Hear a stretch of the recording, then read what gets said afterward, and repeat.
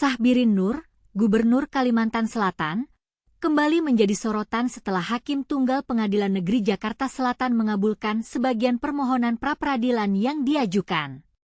Hakim menyatakan tindakan KPK menetapkan Syahbirin sebagai tersangka sewenang-wenang dan sprindik yang diterbitkan KPK atas nama Syahbirin tidak sah dan tidak berdasarkan hukum.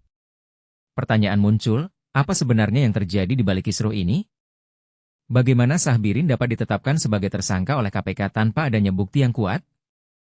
Dan apakah tindakan KPK tersebut sesuai dengan prosedur hukum? Hakim juga menolak eksepsi KPK untuk seluruhnya dan menyatakan KPK tidak serius menangani perkara Syahbirin Nur. KPK tidak menerbitkan daftar pencarian orang, DPO, saat menyebut Syahbirin hilang, dan tidak terdapat bukti yang menunjukkan bahwa KPK telah menerbitkan surat keterangan atau penetapan status DPO terhadap diri Syahbirin. Pertanyaan lainnya, apakah KPK telah melakukan tindakan yang sewenang-wenang dalam menetapkan Syahbirin sebagai tersangka?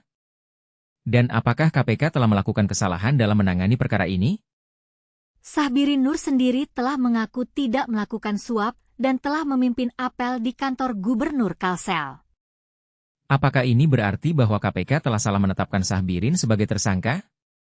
Dalam konferensi pers, Wakil Ketua KPK Nurul Gufron mengatakan bahwa KPK telah menemukan bukti bahwa Syahbirin menerima fee 5% terkait proyek pembangunan lapangan sepak bola kawasan olahraga terpadu, pembangunan kolam renang kawasan olahraga terpadu, dan pembangunan gedung Samsat di Kalsel.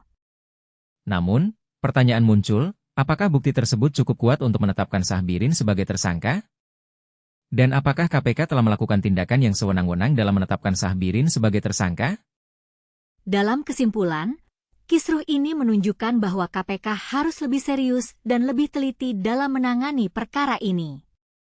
KPK harus juga menjelaskan lebih lanjut tentang bukti yang ditemukan dan tindakan yang diambil dalam menetapkan Syahbirin sebagai tersangka. Pertanyaan-pertanyaan tersebut hanya beberapa dari banyak pertanyaan yang muncul dalam kisruh ini. Namun, satu hal yang jelas, kisruh ini menunjukkan bahwa KPK harus lebih serius dan lebih teliti dalam menangani perkara ini.